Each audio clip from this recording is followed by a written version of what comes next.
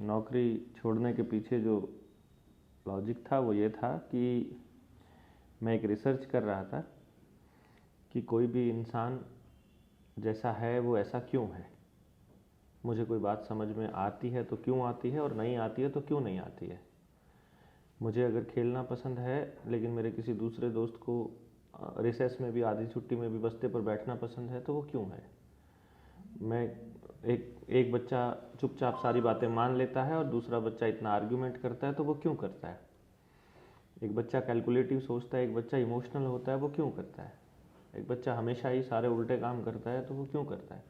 Means मैं ऐसा क्यों हूँ, मेरा जो क्वेश्चन था उसकी जड़ तक पहुँचने में मैं मतलब अब तो मैं ये कहूँगा कि 100% ही कामयाब हो गया था। उस वक्त जब मैंने नौकरी छोड़ी थी तब मैंने इसका पूरा एक सिस्टमेटिक पैटर्न तैयार कर लिया था कि हम किसी भी ब्रेन को स्टडी कर सकते हैं कि वो बच्चा ऐसा क्यों कर रहा है, इसके पीछे का कारण क्या है, वो जैसा भी है। तो ये सोच करके फिर मुझे लगा कि हम एक ऐसा एजुकेशन सिस्टम तैयार कर सकते हैं जिसमें 100% रोजगार संभव है और उस बच्चे के टैलेंट के हिसाब से संभव है, मतलब उस बच्चे के दिमाग के हिसाब से। अभी तक क्या हो रहा है कि माँ बाप के हिसाब से या शिक्षकों के हिसाब से या सिलेबस के हिसाब से चीज़ें चल रही हैं, जबकि बीएड में, डीएड में और दूसरे कोर्सेज के अंदर ये सिखाया जाता है कि पूरी एजुकेशन चाइल्ड सेंटर्ड होनी चाहिए, बाल केंद्रित होनी चाहिए, परंतु बालक का कहीं जिक्र ही नहीं चलता है। वहाँ सिलेबस ऊपर से तय होके आता है और टीचर भी अपने हिसाब से पढ़ा रहा होता है और फिर उसके बाद पेपर अपने हिसाब से ले रहा होता है। उसके बाद सारा सिलेबस कंप्लीट करने के बाद भी फिर एक लास्ट में फिर एक सिलेबस कंप्लीट करना पड़ता है, फिर एक पेपर देना पड़ता है फाइनली। एंड देन 99.9% से ज़्यादा बच्चों के ऊपर एक स्टैंप लगती है, स्टैंप ऑफ फेलियर बेसिकली। तो वो फेलियर की स्टैंप को रोका जा सकता है और हर बच्चे की यूनिकनेस को पहचान करके उसके हिसाब से एक सिस्टम तैयार किया जा सकता है, ये सोच करके कि क्योंकि सिस्टम करने नहीं देगा तो हम अपना एक अलग सिस्टम बना करके जनता को, पब्लिक को, देश को दिखाएंगे कि ऐसा पॉसिबल है प्रैक्टिकली। तब मैंने नौकरी छोड़ी थी। तब दुनिया उसे वंडर किड ऑफ इंडिया के नाम से जानती थी। मैंने अपने बच्चे और बहुत सारे बच्चों के ऊपर एक रिसर्च प्रोग्राम जब चलाया तो मैंने देखा कि 7 साल की उम्र में मेरे बेटे ने 10th क्लास तक का मैथ, फिजिक्स, केमिस्ट्री करके रख दिया था। तब मैंने समाज को ये बताया कि देखो, जिसको आप सबसे मुश्किल सब्जेक्ट बोल रहे हो, 90% से ज़्यादा स्कोर तो ये 7 साल का बच्चा ले रहा है उसमें। तो फिर उस बच्चे को 16 साल तक क्यों घसीटा जा रहा है उस सिलेबस के लिए, जो सिलेबस मात्र 6 महीने का है। तो जो बाकी का समय है उस बच्चे को उसकी स्किल डेवलपमेंट के लिए क्यों नहीं इस्तेमाल किया जा रहा, और क्यों समाज या स्कूल नाकाम है उस बच्चे की स्किल को आइडेंटिफाई करने के लिए भी, उसकी स्किल का पता लगाने में भी फेल है। तो इस पे हम काम कर रहे हैं। इसमें 2 चीज़ें आई हैं जी। पहली बात ये है कि जो बिल्कुल बैक बेंचर है क्या उनको पढ़ाई में अव्वल कर सकते हैं, या बैक बेंचर की स्किल को पहचान के उस क्षेत्र में आगे बढ़ा सकते हैं। बिल्कुल 2 चीज़ें हैं। हाँ। जैसे बाल मनोविज्ञान के अंतर्गत स्टेनले हॉल की अगर हम बात करें तो उन्होंने सबसे पहले खोजा था कि किशोरावस्था बड़े भय, वेग और तूफान की अवस्था है। ठीक है। उस पर जब आपके वो चले हैं, क्या नाम है, थॉर्नडाइक के प्रिंसिपल अगर हम देखेंगे तो उन्होंने साफ साफ कहा बंदर के एग्जाम्पल पे कि किस प्रकार से वो जो है बंदर छड़ी से जोड़ के केला निकाल लेता है। ठीक है, बिल्कुल। हाँ। तो वो देख कर सीखने की प्रवृत्ति, तो उस पे हम आए कि भाई प्रैक्टिकल डिमॉन्स्ट्रेशन प्रोसेस, शिक्षा के औपचारिक और अनौपचारिक साधन पे हम पहुंचे। एग्जैक्टली। ठीक है, तो ये सारी की सारी जो विधाएं हमने शिक्षण विधियों में प्रयोग की, जैसे साइंस को हमने ह्यूरिस्टिक प्रोसेस से पढ़ाया, बिल्कुल। गणित को हमने आगमन, निगमन और संश्लेषण विश्लेषण विधि से पढ़ाया। बिल्कुल। तो इन विधियों का प्रयोग करके हम उस बच्चे को पढ़ाई को डेवलप कर ले गए। लेकिन कई बच्चों में क्या होता है कि जो मस्तिष्क का पैमाना होता है, एक क्षेत्र में ज़्यादा चलता है, दूसरे में कम चलता है। बिल्कुल। जैसे किसी बच्चे को दर्शन बहुत पसंद है, बिल्कुल। किसी बच्चे को फिजिक्स के न्यूमेरिकल्स बहुत पसंद है। एग्जैक्टली। गणित उसकी मजबूत होगी तो न्यूमेरिकल्स अपने आप निकलते जाएंगे, केमिस्ट्री में भी डेवलप हो जाएगा। बिल्कुल। उसी क्षेत्र में दूसरा बच्चा बॉटनी और जूलॉजी में पसंद है, क्योंकि वो जो है जूलॉजी और बॉटनी की फील्ड में ज़्यादा उसको इंटरेस्ट है। एग्जैक्टली। तो आपकी जो रिसर्च है वो बैक बेंचर की पढ़ाई को डेवलप करने के लिए है या उसकी स्किल को पहचान के उस दिशा में आगे बढ़ाने? बिल्कुल। मैं 2014 में जब मैंने इस पूरे कॉन्सेप्ट को सोसाइटी के सामने रखा, और नॉट 2014 में, 2014 तक मतलब, तो पेरेंट्स का जो रिस्पॉन्स था वो क्या था कि हमारे बच्चे निकम्मे हैं, ये नहीं पढ़ते हैं, तुम्हारा बच्चा होगा इंटेलिजेंट, तुम्हारे बच्चे को मैथ्स पसंद होगा। एक बच्चा आपने देखा होगा उस वक्त मीडिया में खूब छाया था, कौटिल्य पंडित। वो उसके दादाजी जो हैं वो, क्योंकि उसका विजुअल इंटेलिजेंस बहुत हाई था और उसके दादाजी सामाजिक विज्ञान के ही टीचर्स हुआ करते थे। नहीं, हमारा जो मैं अभी आपके क्वेश्चन पे आ रहा हूँ, मैं आपके क्वेश्चन को बहुत अच्छे से समझ गया। तो जब हमने फिर एक जानवी थी लड़की जो भाषा पे थी, अब मैं इसको तीनों बच्चों को मैं अलग रख रहा हूँ, जो आपने बोला वो बिल्कुल वही नहीं, हमारा आपसे मैं भी वहीं आ रहा हूँ। आपकी जो रिसर्च है ना, हम केवल ये जानना चाहते हैं कि आपकी रिसर्च बेसिकली मैं दोनों पे आ रहा हूँ। जो आपने जो दोनों सवाल अभी सर ने एक बात अंदर बताई कि बैक बेंचर्स 10 हमने लिए और सारे टॉप कर गए। मैं अभी आ रहा हूँ आपको। जैसे क्या हुआ, ये जो 3 बच्चों का मैंने जिक्र किया, यशस्वी जो मेरा बेटा है वो साइंस और मैथ्स को टॉप कर रहा है, कौटिल्य जो है वो ज्योग्राफी को, मैप्स को कर रहा है, और जो जानवी है वो लैंग्वेज को कर रही है। तो तीनों के पास अलग अलग टैलेंट हो गया। एक चौथा पेरेंट है, वो कह रहा है मेरा बच्चा निकम्मा है, वो नहीं कुछ भी कर सकता है।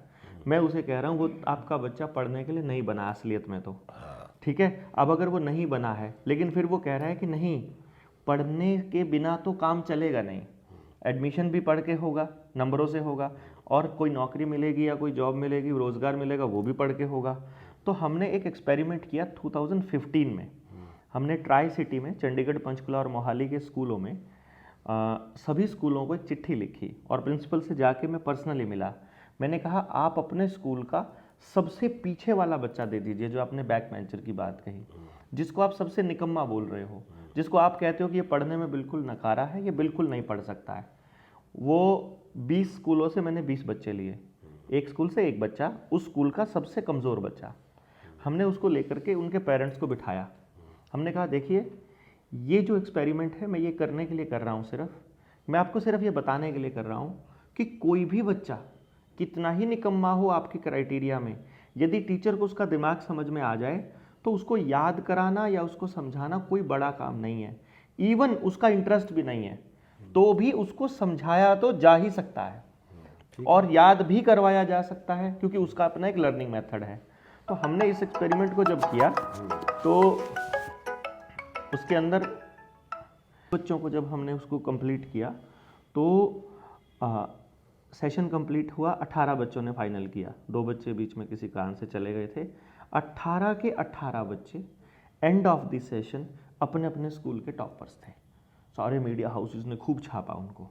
मैंने फिर सोसाइटी के सामने एक क्वेश्चन रखा, अब ये जो सबसे निकम्मा था ये भी 100 में से 100 नंबर ले गया, अब आपके पास इन बच्चों के लिए क्या जगह है, अब आपके पास प्लेसमेंट का क्या रास्ता है? अगर पूरी क्लास 100 में से 100 ले ले तब तो सोल्यूशन मार्क्स में नहीं है। बैक बेंचर अगर फ्रंट बेंचर की पोजीशन में आ जाएगा, बैक बेंच अगर 40वें पोजीशन पर आने वाला बच्चा अगर 4th पोजीशन पर आ जाएगा तो ऑब्वियसली 4th पोजीशन वाला नीचे आएगा, यानी एक बच्चे को नीचे आना पड़ेगा। 40 बच्चों की क्लास में रैंकिंग अगर देखेंगे, एक बच्चे की रैंकिंग 1 होगी, एक बच्चे की 40 होगी, तो वो 40 वाला बच्चे के पास भी कोई नया टैलेंट है। तो वो हमने ये भी दिखाया प्रूव करके कि याद कराना और सिलेबस कराना नॉट ए बिग डील, उसके दिमाग को समझ में आ जाए, बट इससे भी बड़ा काम है उस बच्चे के दिमाग को समझ के उसकी स्किल पे काम करना। और यदि उसकी स्किल पे काम किया जाए तो वो बच्चा अपनी ज़िंदगी में पूरा हैप्पी रहता है। तो पिछले 20 साल के इस यात्रा में जिन जिन पेरेंट्स ने हमारे हिसाब से काम किया, आज जो सक्सेस का और हैप्पीनेस का जो परसेंटेज है वो 100% है।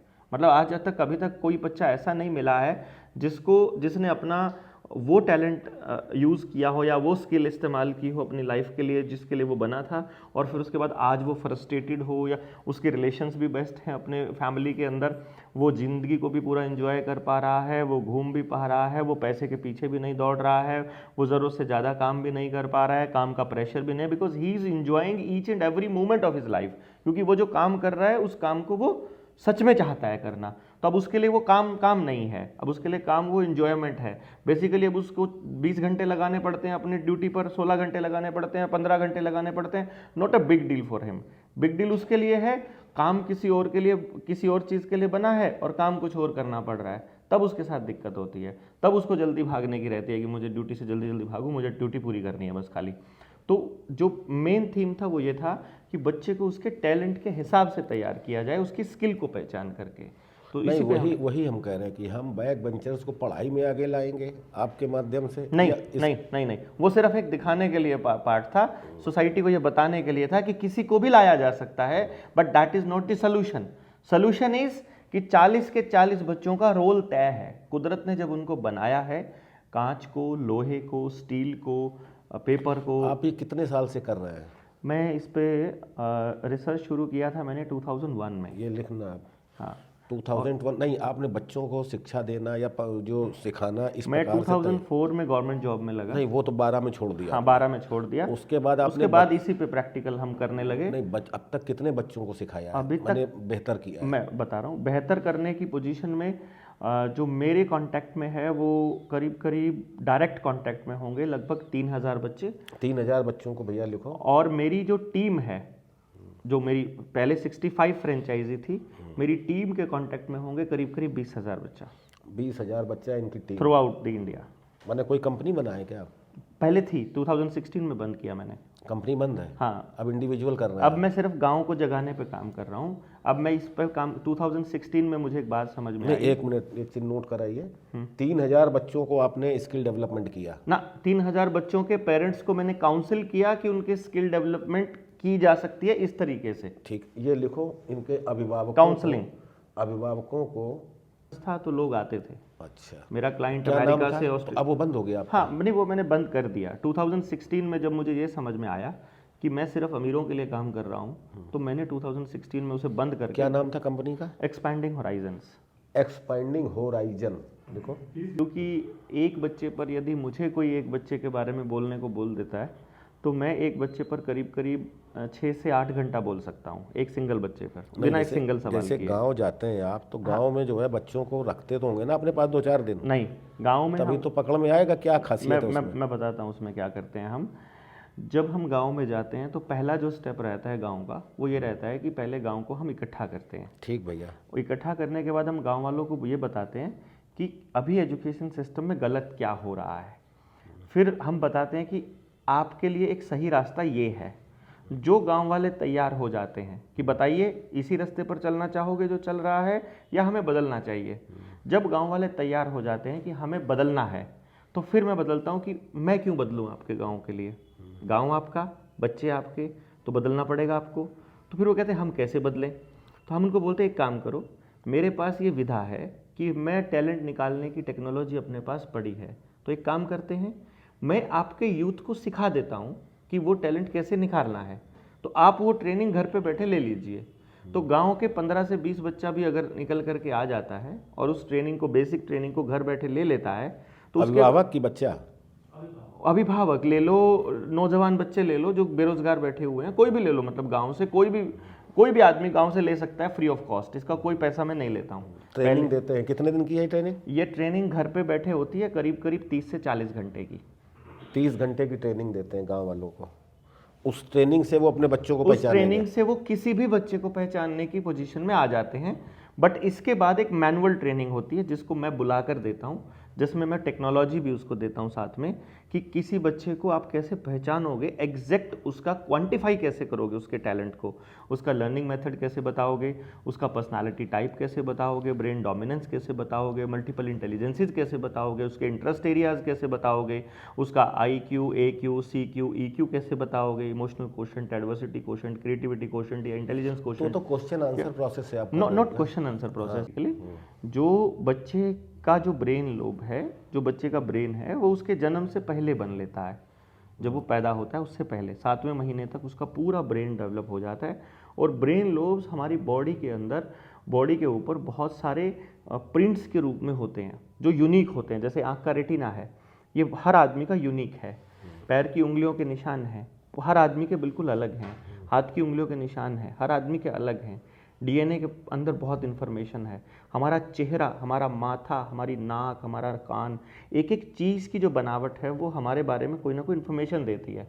तो जो सबसे ज़्यादा रिसर्च अवेलेबल है वो ट्रंस का डाटा मेरे पास है। तो मैं उसके एक ब्रेन का लोब्स का एनर्जी डिस्ट्रीब्यूशन और न्यूरल कनेक्शन के बारे में पूरी डिटेल नोट निकाल के आपको एग्जैक्ट बता सकता हूँ कि ये बच्चे को इस पार्ट पे इसका इंटरेस्ट बनेगा और इस पार्ट पे ये खुश रहेगा और ये वाला पार्ट इसका कमज़ोर रहेगा। इसके बेसिस पर उसकी पर्सनालिटी तय होती है, इसके बेसिस पर ही उसका बिहेवियर तय होता है। तो बच्चे का क्या टेस्ट कराएंगे क्या? वो एनालिसिस करना हम सिखाते हैं सबको, मतलब कोई भी माने केमिकल टेस्ट होंगे? नहीं, नॉट ए केमिकल टेस्ट। तो उसको जो है वो कहाँ करेंगे, उसकी जांच कहाँ करेंगे? वो सारा मैं देता हूँ एनालिसिस। कोई भी हाँ, पूरा सिस्टम है वो बनाया हुआ, मैनुअल भी है और कंप्यूटराइज भी है। वो जो भी गाँव इसके लिए तैयार होता है वो हम फ्री ऑफ कॉस्ट देते हैं उसको, कोई किसी से कोई चार्ज नहीं करते। उससे चार्ज नहीं कर रहे हैं तो फिर आपका कैसे चलेगा? मेरा क्लाइंट बाहर से आता है, मेरा अमेरिका से, ऑस्ट्रेलिया से। मेरी तो अपॉइंटमेंट की वेटिंग ही 2 साल की है। मैं एक बच्चे का अपॉइंटमेंट का 1.5 लाख रुपए लेता हूँ व्यक्तिगत। अगर किसी ने व्यक्तिगत मुझसे अपने बच्चे के लिए मिलना है, मेरा वो बिजनेस है। तो वो 1.5 लाख कितने दिन का है? एक दिन? एक अपॉइंटमेंट का खाली। उसके बाद उसको कैसे पहचानेंगे, कैसे बताएंगे उसका वो मेरी सिरदर्दी है। उसमें मैं माँ बाप को एक ऑफर रहता है कि यदि जब मैं आपके बच्चे के बारे में बता रहा हूँ आपको ये पेमेंट एडवांस करनी है। यदि आपको लगता है कि ये मैंने जितना भी बोला है 5-6 घंटे में या 2 घंटे में, जितनी भी देर आपको समझ में आता है, उसमें यदि अब बच्चे की उम्र मान लो 10 साल है, मैंने 10 साल की उम्र तक का उसका बचपन से पैदा होने से लेकर 10 साल मैं एक्सप्लेन करूंगा आपसे एक भी सवाल पूछे बिना। यदि वो 10 साल मैंने 100% एक्यूरेट स्टडी किए हैं, यदि उसमें एक भी लाइन गलत नहीं है, तो मैं आगे के लिए आपको सजेस्ट करूंगा। और यदि उसमें एक भी लाइन गलत है तो आपका पैसा वापस। उसके बाद मैं आपको समझाऊंगा ही नहीं आगे।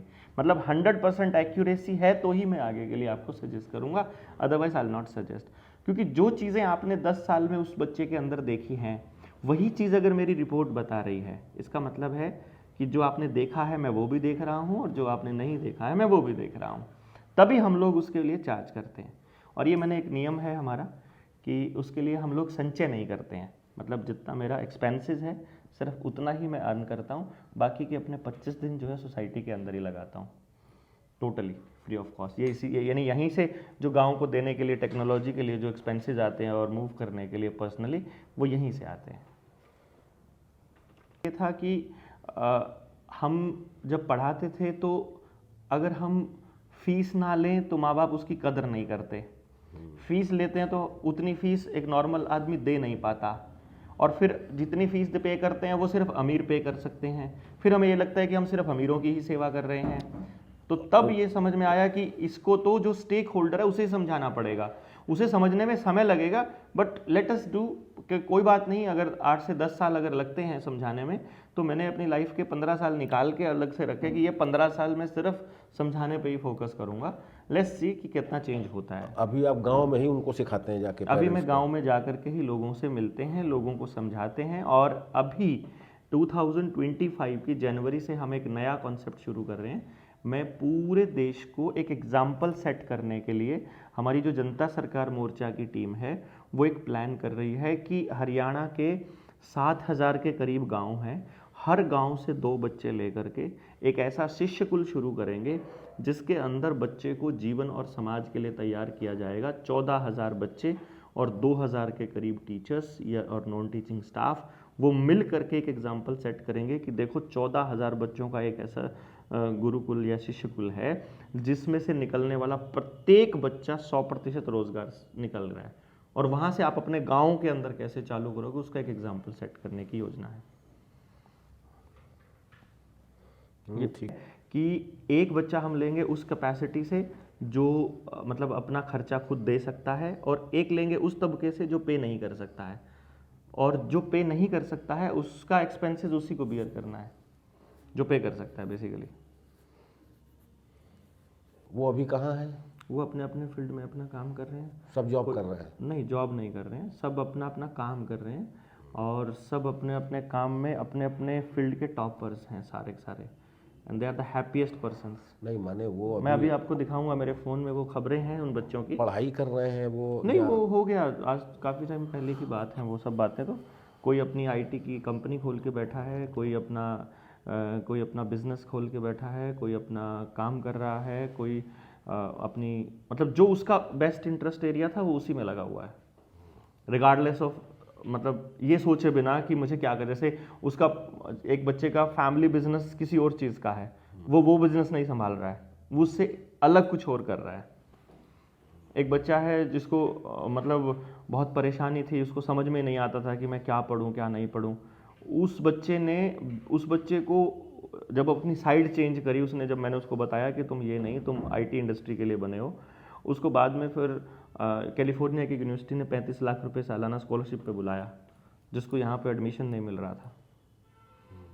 एक 9 साल की बच्ची थी, 9 साल की चौथी क्लास में पढ़ने वाली बच्ची थी 5वीं में, उसने 10th क्लास मेरे पास आने के छुट्टियों में कर लिया था 10th क्लास तक का सिलेबस। मेरा खुद का बेटा है, वो अभी नेशनल चैम्पियन है लॉन टेनिस का, वो खेलता है, मतलब उसका JEE में भी 93 परसेंटाइल था, उसका फ्री में इंजीनियरिंग में एडमिशन हो रहा था, स्कूल में उसको मैंने भेजा नहीं, कोचिंग सेंटर मैंने भेजा नहीं, बट नाउ ही सेज कि मुझे खेलना है, तो देन यू विल प्ले। ठीक, क्योंकि तुम खेलने के लिए बने हो तो तुम खेल सकते हो, कोई दिक्कत नहीं है। मैंने कोई ऐसा स्टेक होल्डर नहीं छोड़ा जिससे मैं नहीं मिला।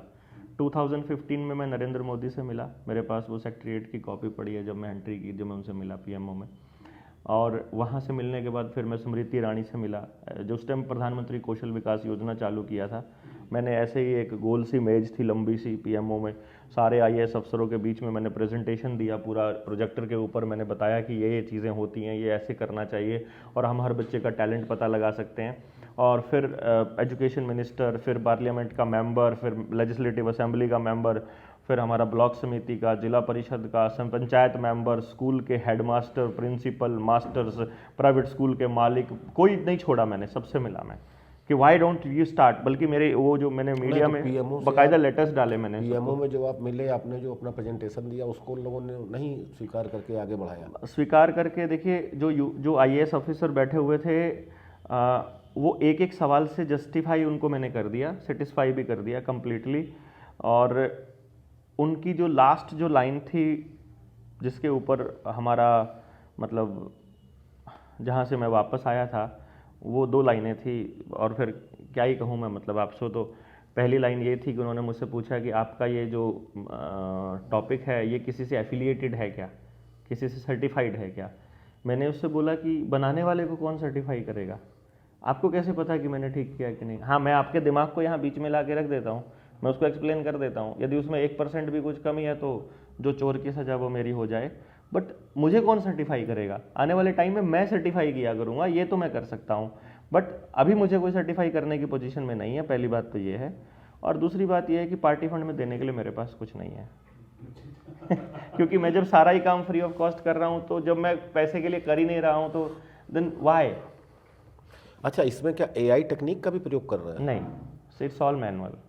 नहीं तो AI को यूज़ नहीं करना है। नहीं तो मान लीजिए जो है, आप जो बच्चों के फिंगरप्रिंट्स ले रहे हैं, तो मेधावी बच्चे जो थे उनके फिंगरप्रिंट से आप उसको वो कर रहे होंगे ना, मैच कर रहे होंगे? नहीं, हाँ। मेधावी बच्चा कोई है ही नहीं होता। नहीं, मेरा मतलब ऐसा कोई बच्चा ही नहीं है जो मेधावी नहीं है। जो लाइफ में सफल हो चुके हैं उनके फिंगरप्रिंट से मैच कर रहे हैं। आप अगर सफल हुए इंसान के बारे में जाकर पता करोगे तो उसकी ज़िंदगी में अंधकार के अलावा आपको कुछ नज़र ही नहीं आ रहा है। मेरा तात्पर्य आप नहीं समझे, आपका जो रिजल्टेंट निकल रहा है, रिजल्टेंट जब भी निकलेगा तो हाइपोथेसिस के बाद आपका जो रिजल्टेंट आ रहा है, हाँ। वो आपने सोचा कि ये बच्चा ऐसा हो सकता है, हाँ। लेकिन उसके सपोर्ट में आपको कुछ मिला होगा। यस, जो पहले जिन लोगों का उसी चीज के अंदर इंटरेस्ट रहा होगा, वो उस वक्त के लिए होंगे। हाँ, तो हम उसी टाइम के 2009 से पहले, उसी आधार पे आपका रिजल्टेंट कैसे आ रहा है? हाँ, मेरा रिजल्टेंट ये इसी तरीके से आ रहा है कि जो जैसे लता मंगेशकर फॉर एग्जांपल, हम एग्जांपल ले लेते हैं। लता मंगेशकर के घर में सिर्फ माहौल मिल गया और लता मंगेशकर इतनी बड़ी सिंगर बन गई, लेकिन वो अपनी बेटी को नहीं बना पाई। उसके पास तो सब कुछ था। सचिन तेंदुलकर इतना बढ़िया प्लेयर बन गया, वो उसके भाई के साथ जाया करता था, लेकिन सचिन अपने बेटे को नहीं बना पाया। इसका मतलब क्या हुआ कि यदि मेरे पास मेरे आसपास से कोई ऐसा व्यक्ति मिलता है जो किसी काम का मास्टर है, जो किसी काम का स्पेशलिस्ट है, और मैं उसके अंदर देखता हूं कि उसके अंदर क्या स्पेशलाइजेशन है और उसका कंपैरिजन अगर किसी और से करता हूं, वहीं से रिजल्टेंट निकलेगा। वहां से वेरिएबल्स लेकर के आप अपना बच्चों को कैसे निकालना है, वो उसी टाइम पर जो आसपास के स्पेशलिस्ट थे वहीं से लिया गया है। इतने वेरिएबल्स लिए गए थे, आप समझ सकते हैं कि 10 साल लगे। गांव के 10 बच्चों का ले लिया, हाथ की उंगली का निशान या जो आपने बताया। हाथ की उंगली के निशान से नहीं होता है खाली, इसके अंदर क्या रहता है कि जो आप बात करते हो, जिस तरह से आप बात करते हो, जिस तरह से आप बिहेवियर आपका रहता है, जो डायलॉग डिलीवरी आप करते हो, जिस तरह से आप किसी बात के ऊपर रिएक्शन करते हो, वो भी अपने आप में कुछ कहता है।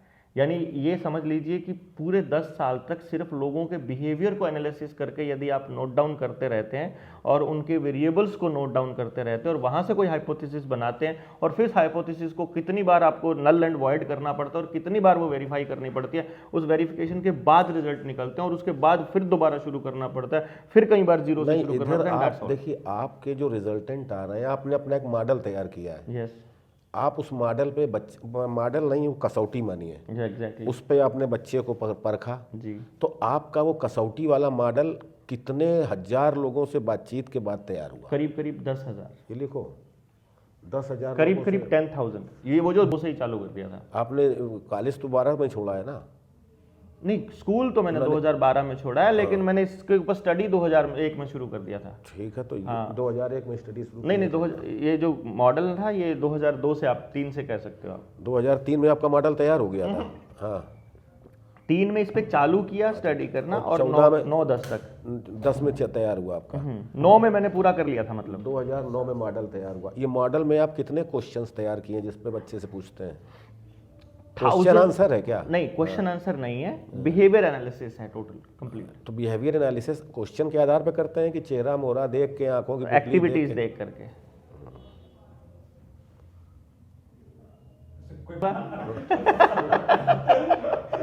ये तो मेरे पत्ती की बात कर रहे हैं, जब आप उसको करेंगे तो आपको पता लगेगा मैं सबकी बात कर रहा हूँ, क्योंकि वो इतना वाइड रेंज मैंने लिया था कि मुझे आज तक कोई ऐसा आदमी नहीं मिला है जो ये कहे कि सरकार से कोई मदद नहीं मिली। मदद नहीं, मैं तो मदद करना चाह रहा था, मुझे सरकार मदद नहीं ले पाई। हाँ मुझे क्या मदद करेगी सरकार मेरे मुझे उसकी सरकार की मदद, मैंने तो डेप्यूटी कलेक्टर्स को, डीओज को, एजुकेशन के डायरेक्टर्स को, पीएमओ को, सीएमओ को सबको चिट्ठियां लिखी कि मैंने ये फॉर्मुलेट कर दिया है, मैंने टीचिंग मेथड भी बना दिया है, क्लासरूम कंडीशन में भी प्रूव कर दिया है, सोशल कंडीशन में भी कर दिया है, अपने घर में भी कर दिया है, दोस्तों के बच्चों पे भी कर दिया है, अपने बच्चे पे भी कर दिया है, तुम बताओ कहाँ प्रूव करना है। मैंने सब कुछ प्रूव कर दिया है, एंड प्रूव करने के बाद भी अगर आप मेरा इस्तेमाल नहीं कर सकते तो मैं क्या करूँ? Then I move to the stakeholder direct, फिर मैं पेरेंट्स के मुझे पैसे के लिए, मैंने असल में क्या किया, मैंने जब ये बनाया था तो पता नहीं किसी दिन बैठे बैठे मैंने परमात्मा से ऐसे, जैसे कोई दुआ मांगता है कोई आदमी, तो मैंने ऐसे करके बस ऊपर वाले से ये कहा कि हे परमात्मा, मैं तुझसे एक चीज़ मांगता हूँ, अगर तू मुझे दे सके उसके बदले में मैं अपना एक प्रॉमिस करूँगा कि यदि तुम मुझे इतनी समझ दे दो कि मैं हर बच्चे को ठीक से एनालाइज कर पाऊँ और उसको उस एंगल से देख पाऊँ, तो इसके बदले में मैं ये करूँगा कि मैं इस विद्या से कभी अपने लिए धन अर्जन नहीं करूँगा, मतलब जोड़ूंगा नहीं मैं अपने लिए कभी। तो मैंने आज तक कोई बैंक बैलेंस नहीं बनाया इससे, अपने लिए कोई लग्जरी आइटम ऐसी इकट्ठी नहीं की। मेरा घर देखेंगे आप, जाएंगे तो देखेंगे कोई, मतलब वैसे दूर से दिखने में मैं बड़ा वो दिखता हूँ, मेरे घर जाएंगे सोफ़ा सेट मेरे घर में नहीं है, टीवी मेरे घर में नहीं है, कोई डाइनिंग टेबल मेरे घर में नहीं है, लोकल किराए के मकान में मैं रहता हूँ, मेरे पास ऐसा कुछ भी नहीं है जो मेरे नाम से हो, मतलब कोई मैंने ज़मीन नहीं खरीदी, कोई मैंने प्लॉट नहीं खरीदा, कोई मैंने मकान नहीं बनाया और ना कभी बनाऊंगा। मतलब it was my promise to the god basically, परमात्मा से, उससे, उस प्रकृति से मेरा ये प्रॉमिस था कि इसके बदले में मैं ये सब नहीं करूंगा कभी भी, बस मेरे हाथ से किसी या मेरी ज़बान से किसी बच्चे के बारे में कोई गलत लाइन ना निकल जाएगा। किस विषय के आप शिक्षक थे? मैं प्राइमरी टीचर था, जो लास्ट मैंने नौकरी छोड़ी। वैसे मैं फिजिक्स का स्टूडेंट रहा हूँ। तब सरकारी डिपार्टमेंट की अगर मैं आपको सरकारी सेवक के रूप में मुझे कोई नज़र ही नहीं आया। मैं क्या करूं, पता नहीं मेरी नज़र खराब है, पता नहीं वही ऐसे हो चुके हैं। लिटरली कोई नेता मुझे अभी तक ऐसा नहीं मिला जिसके अंदर समाज के लिए कुछ सोचने की भावना हो। वो सबने मुझे यही कहा कि तुम क्यों इतनी सिरदर्दी ले रहे हो बलारा जी, तुम। मेरे को एक आदमी ने, एक मिनिस्टर ने तो मुझे यहाँ तक कहा कि उस दौर की बात बता रहा हूँ, 2016 में हरियाणा में प्राइमरी में 3,90,000 बच्चा था, सिर्फ प्राइमरी में। और क्योंकि मैं प्राइमरी से जुड़ा हुआ था तो मेरा पता था उसे कि ये प्राइमरी से जुड़ा हुआ है, मैं टीचर यूनियन का प्रेसिडेंट भी रहा था उन दिनों में। तो मुझे उसने कहा, बलारा तुम इतना क्यों पागल हो रखे हो, 3,90,000 का आंकड़ा है। हमने नंदन नीलकेणी को 1700 रुपया एक आधार कार्ड का दिया है, आधार कार्ड पे 3 रुपया खर्च होता है, 1700 के हिसाब से दे रखा है, करोड़ों अरबों रुपए का कारोबार है। हम इस टेस्ट का अगर एक बच्चे का 1000 रुपया भी लेंगे तो 390 करोड़ का प्रोजेक्ट है पागल। तो तुम 350 करोड़ तुम रखो, 50-40 करोड़ पार्टी फंड में दे दो, हो जाएगा काम। मतलब यहाँ ये डीलिंग करते हैं वो लोग। कैसे करें उनके साथ में, वो कैसे समाज के बारे में सोच सकते हैं। मतलब मुझे समझ में नहीं आता ऐसा आदमी कैसे सोच पाएगा, मतलब जिसकी हर बात के अंदर डील नजर आ रही हो।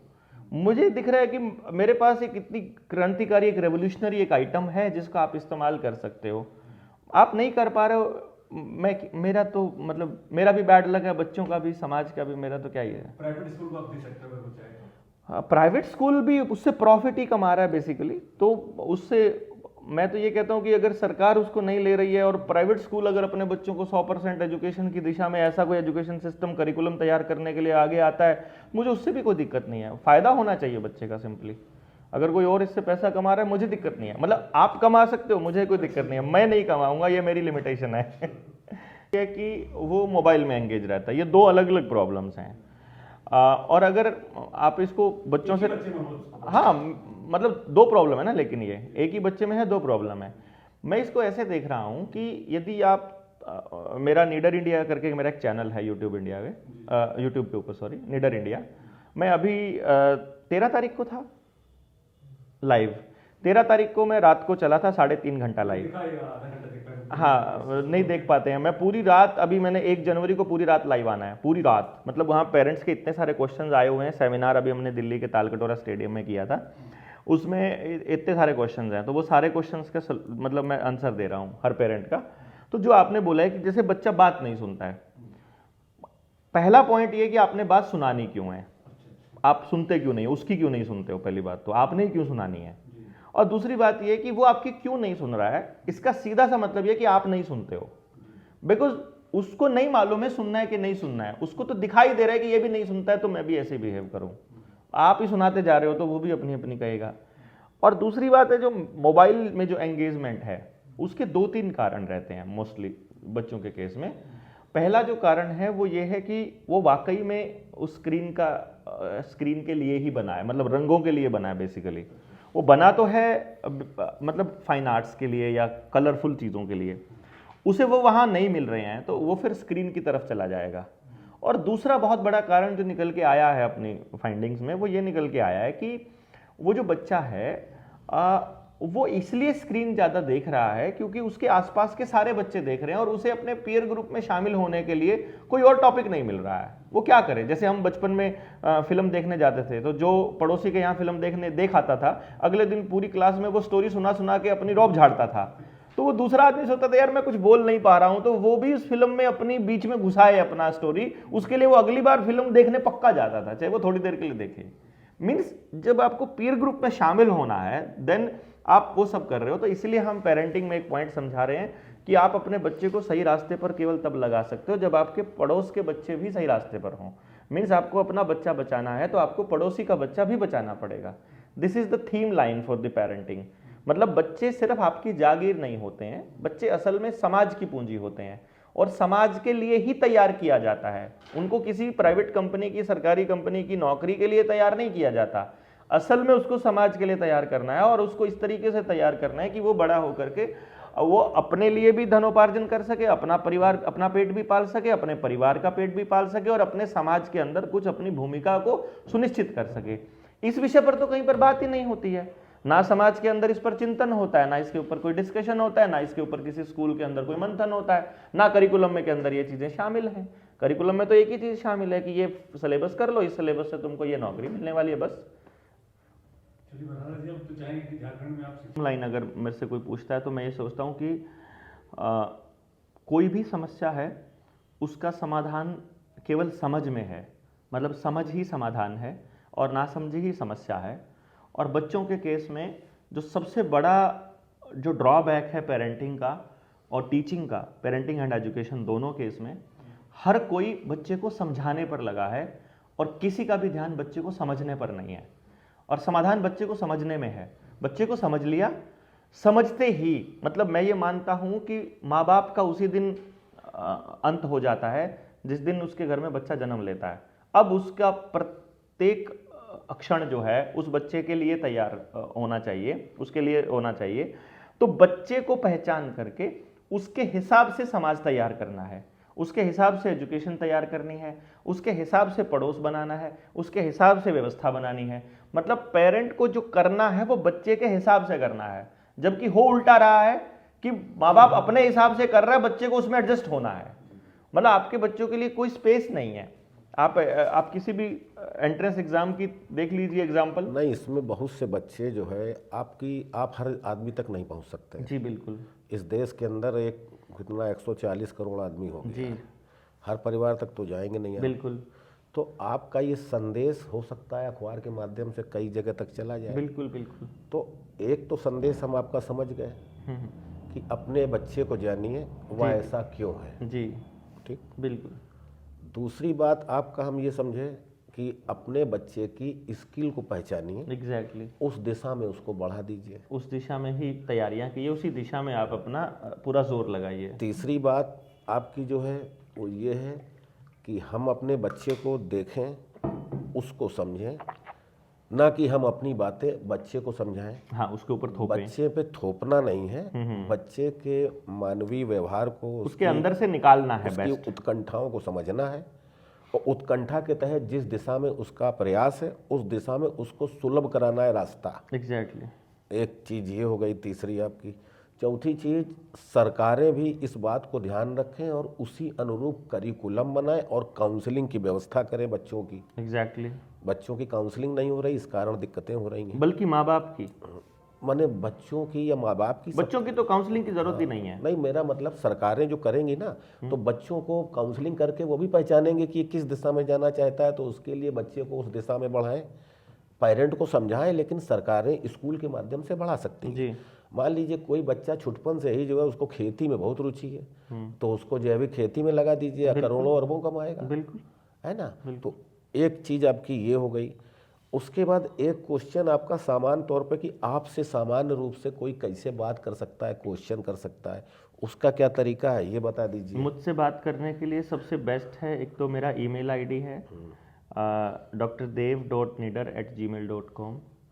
लिख लो भैया इसको, doctor Dev DRDEV.nider@gmail.com। Leader and YouTube channel भी है। और दूसरा है निडर इंडिया यूट्यूब चैनल के ऊपर मैं लगातार लाइव आता हूँ। जो भी उस पर कमेंट के रूप में क्वेश्चन डालता है मैं वो क्वेश्चंस की लिस्ट बनाता हूँ और फिर क्वेश्चंस के आंसर दे करके आपको भेजता हूँ। हाँ, निडर इंडिया। और तीसरा मेरा नंबर है 9518170000। इस पे जवाब देते हैं आप? इस पे जब आप मिस्ड कॉल करते हैं तो आपके पास एक मैसेज आता है, फिर आप जो भी उसमें क्वेश्चन डालते हैं उसका जवाब जरूर मिलता है। लिख लो क्वेश्चन नंबर भैया, फोन पे अगर कोई बात करना चाहे आपसे तो उठाते हैं आप फोन? मैं इस नंबर पे जब आप मिस्ड कॉल करेंगे, इस नंबर पे जब आप कॉल करेंगे तो एक नंबर से मैसेज आएगा, उस नंबर पर अपना मैसेज छोड़ दीजिए, उसका रिप्लाई करूंगा मैं पक्का। नहीं, मेरा मतलब वो ठीक है, मान लो कोई बात करना चाहे। 9518170000 18170000। इस नंबर पे अगर कोई बात लिख लो, लिख लो, मानिए अखबार में नहीं छापा, कॉल करता है, उस पे मैसेज ही छोड़ना पड़ेगा कि मुझे इस विषय पर बात करनी है, तो मैं कॉल करूंगा। अरे मान लो आपका कोई रिश्तेदार बात करना चाहे तो क्या करेगा? रिश्तेदारों से करे, मेरे से नहीं करने की जरूरत है। मैं तो सारा दिन यहाँ रहता हूँ। चलिए, अखबार वाले आपसे बात करना चाहेंगे।